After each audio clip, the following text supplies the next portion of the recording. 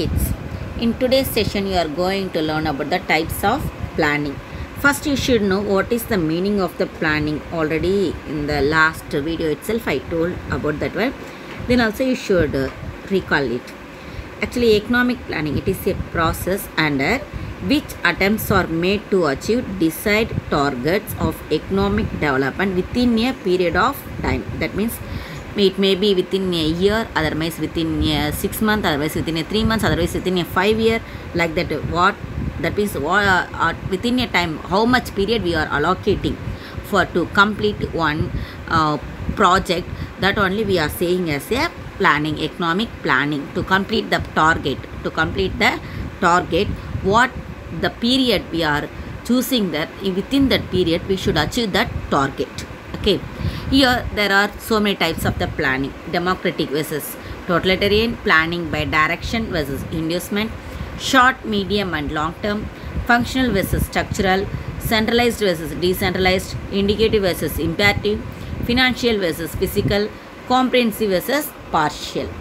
First we are going to move for the democratic versus totalitarian. Okay, first you should know about the what is the meaning of the democratic planning. This democratic planning, it related with the people. Okay, actually it implies planning within the democracy alone. People are associated with the each and every step of the formulation as well as the implementation of this plan. A democratic plan, it is characterized by the widest possible consultations with the various state governments as well as private enterprises at the stage of preparation.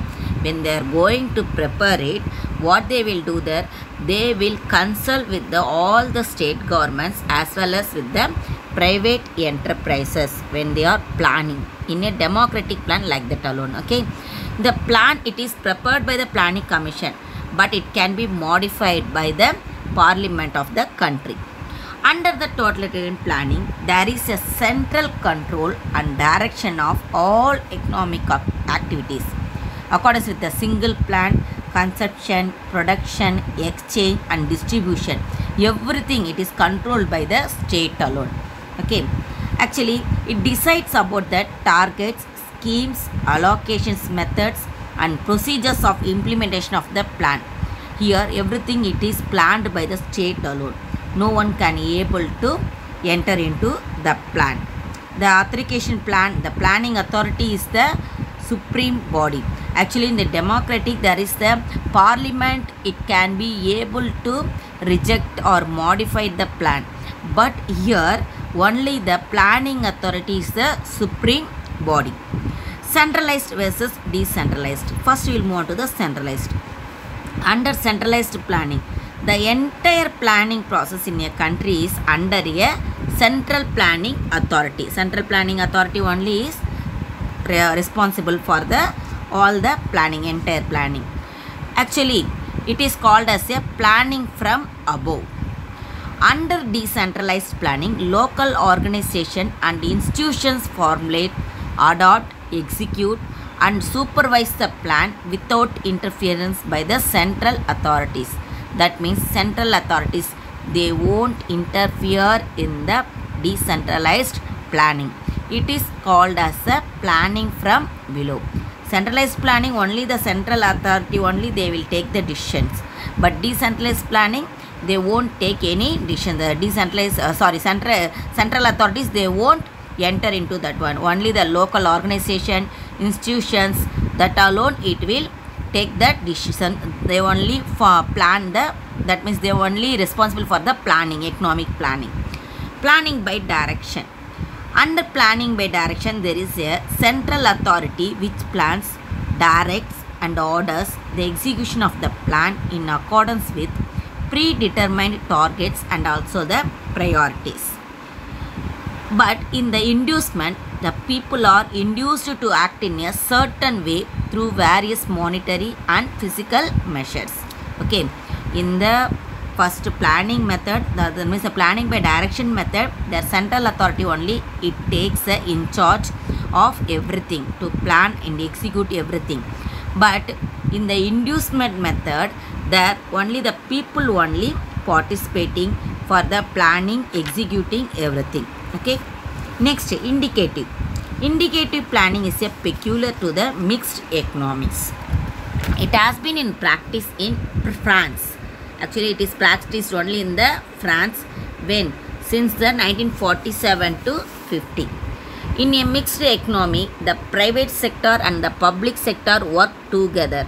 Under this plan, the outline of plan is prepared by the government. Then it is discussed with the representatives of private management, trade unions, consumer groups, financial institutions and also other experts. Actually, in our country, we are following the mixed economy, isn't it? The essential function of planning is coordination of different economic units. The state provides all types of facilities to the private sector. The state does not force the private sector but just indicate the areas of operation and targets to be fulfilled where they can able to that means they can able to the private sector they can able to participate and what the target they should achieve, everything only the government they will inform them. Actually, the planning procedure it is the very soft and flexible procedure. Imperative planning. The state is all powerful in preparation and implementation of the plan. Once a plan is drawn up, its implementation is a matter of enforcement. Its implementation is a matter of enforcement. The USSR President Stalin used to say, "Our plans are our instruction." There is a complete control over the entire resources by the state. The state alone, they will take the that means all the the responsibility of the resources of the state. Everything it is controlled by the state. Okay, over the entire resources by the state, isn't it? There is no consumer sovereignty at all. The government policies and procedures are rigid. China and Russia, they are following the imperative planning. Next, short, medium and long term planning. Short term plans are also known as controlling plan. They encompasses the period of 1 year, therefore they are also called as annual plans. Medium term plans, it lasts for the period of 3 to 7 years. Long term plans, actually this for the period of 10 to 30 years. Okay, they are also known as the perspective plans. Financial versus physical planning. Financial planning, it refers to the technique of planning in which resources are allocated in terms of money, while physical planning pertains to the allocation of resources in terms of men, materials and machinery. In the financial planning, just we are allocating the money for the each and every resources. Okay, but in the physical planning, we are allocating the resources of men, material and machinery. Next, functional versus structural planning. Functional planning, it refers to that planning which seeks to remove economic difficulties by directing all the planning activities within the existing economic and social structure. That means they will remove the economic difficulties. The functional planning, it will plan to remove the economic difficulties.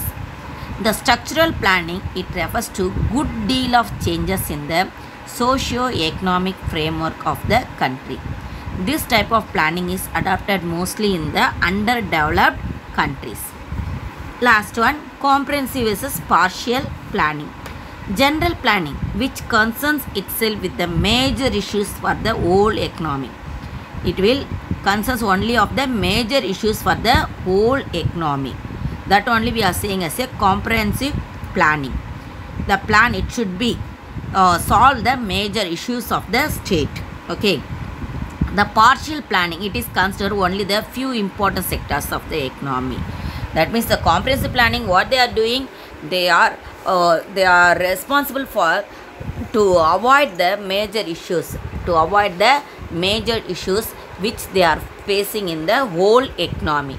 But in the partial planning, only what they are doing, only they are concentrating on the few important sectors. Only for the few important sectors alone, they are concentrating to plan and develop the economical level.